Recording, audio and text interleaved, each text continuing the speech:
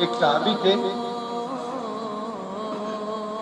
چھوٹا سا گھر تھا، تہجد میں قرآن پڑھ رہے تھے۔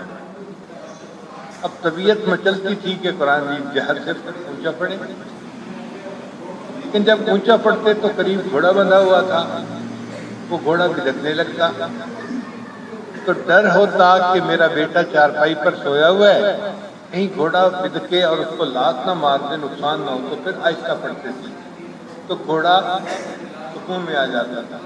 پھر اونچا پڑھتے، پھر گھوڑا بھدکنے لگتا، پھر آہستہ پڑھتے ڈر کی وجہ سے، پھر اونچا پڑھتے، پھر آہستہ پڑھتے، پوری رات اسی طرح گزر گئی۔ وہ فرماتے ہیں کہ جب میں نے سلام پھیرا تو میں نے دیکھا کہ کچھ روشنیاں ہیں جو میرے سر سے قریب تھیں اور وہ پیچھے آسمانوں کی طرف واپس جا رہی تھی۔ جب صبح ہوئی تو انہوں نے نبی علیہ السلام کو یہ سارا واقعہ سنایا۔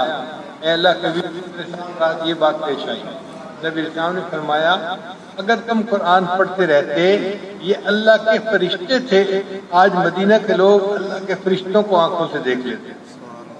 تو جو قرآن پڑھتے ہیں آسمان سے فرشتے اتر آتے ہیں